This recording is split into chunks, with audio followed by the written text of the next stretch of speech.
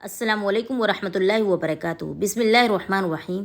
حضور پاک صلی اللہ علیہ وسلم نے ارشاد فرمایا، منافق کی 3 علامتیں ہیں: جب بات کرے تو جھوٹ بولے، جب وعدہ کرے تو وعدہ خلافی کرے، جب اس کے پاس امانت رکھی جائے تو خیانت کرے۔ جھوٹ بولنا، وعدہ خلافی کرنا، امانت میں خیانت کرنا، یہ تینوں بدترین صفات ہیں۔ ان سے بچنا انسان کو انتہائی ضروری ہے، کیونکہ یہ تینوں صفات کسی شریف انسان کے اندر نہیں ہو سکتی۔ کسی صاحب ایمان کو یہ زیب نہیں دیتا کہ وہ جھوٹ بولے، عہد و پیمان کا لحاظ نہ کرے، امانت میں خیانت کرے۔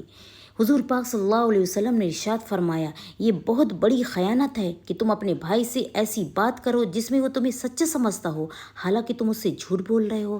جھوٹ سے وقتی طور پر ہو سکتا ہے کوئی فائدہ حاصل ہو جائے، لیکن انجام کے اعتبار سے وہ نجات کا ذریعہ نہیں ہے۔ سچ سے وقتی طور پر ہو سکتا ہے کچھ ظاہری نقصان محسوس ہو، لیکن اس کا انجام بھلائی ہی بھلائی ہے۔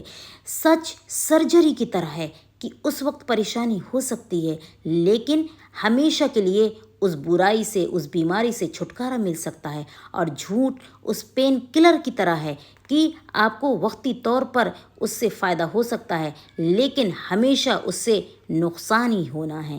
دوسری علامت یہ بیان کی گئی کہ جب وعدہ کرے تو وعدہ کی خلاف ورزی کرے۔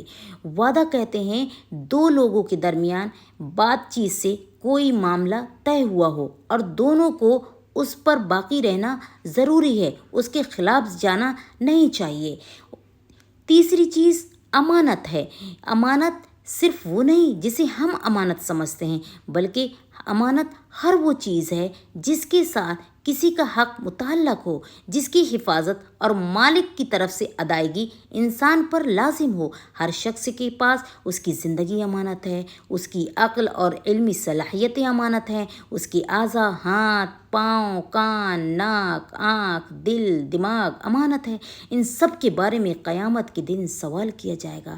اسی طرح صاحب دولت کے پاس دولت امانت ہے، ٹیچر کے پاس اسٹوڈنٹ امانت ہے، والدین کے پاس بچے امانت ہے، حکمرانوں کے پاس اقتدار امانت ہے، ہر نوجوان کے پاس اس کی جوانی امانت ہے۔